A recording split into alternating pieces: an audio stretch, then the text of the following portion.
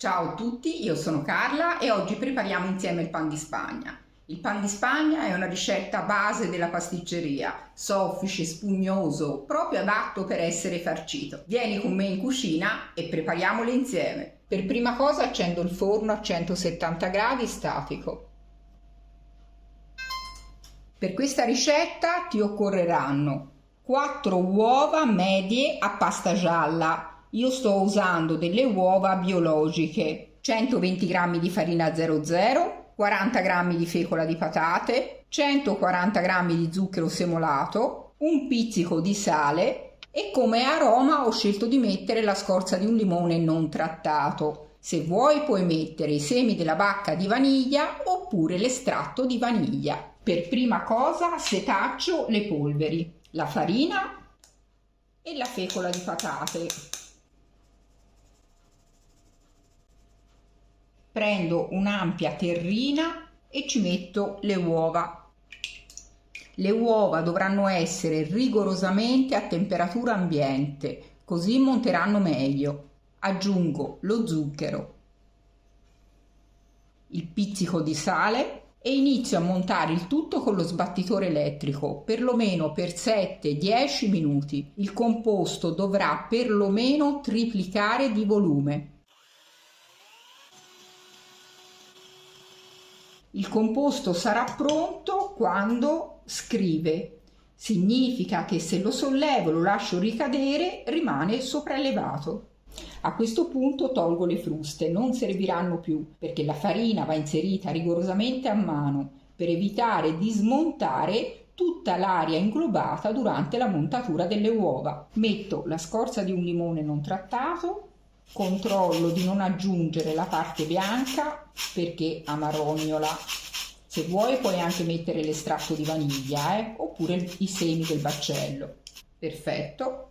Aggiungo la fecola e la farina a cucchiaiate piano piano e la setaccio nuovamente per avere un composto ancora più arioso. Mescolo delicatamente dal basso verso l'alto per non smontare il composto. Durante l'inserimento della farina il mio composto non dovrà perdere volume ma dovrà rimanere bello arioso. Per preparare un ottimo pan di Spagna non ci vuole fretta. Come puoi vedere ho inserito la farina in 3 volte. Per mettere la farina puoi usare anche una spatola, ma non usare lo sbattitore elettrico, mi raccomando. Quando mi rendo conto che ho inserito bene tutta la farina, mi fermo. Questo è il tipo di impasto che dovrai ottenere, bello arioso e non ha perso il volume iniziale.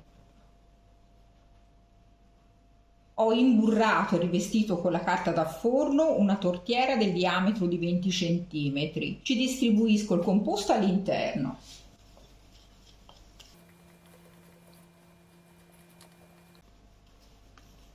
Livello un attimo delicatamente e a questo punto posso infornare. Il mio forno è già caldo, statico, è già arrivato a temperatura. Inforno nel secondo livello partendo dal basso, direi perlomeno per 35-40 minuti, poi faremo la prova a stecchino.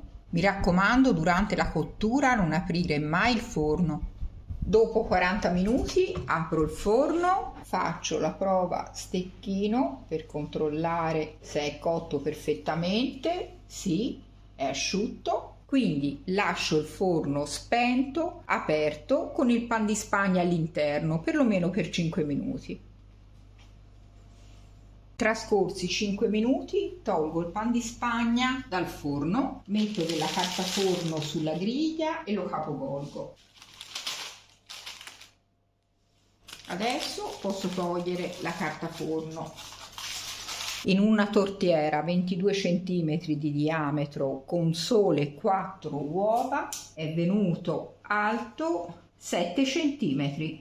Adesso lo capovolgo su un vassoio ed ecco il pan di Spagna pronto per le tue preparazioni, per le tue torte. Mi raccomando, prima di farcirlo fallo riposare, così andrai a tagliarlo meglio. Puoi semplicemente coprirlo con della pellicola alimentare. Adesso ti faccio vedere come si presenta. È ancora caldo, ovviamente deve ancora freddare. Ecco come si presenta all'interno, guarda che spettacolo. Spero che i miei consigli ti siano stati utili. Un abbraccio, a presto!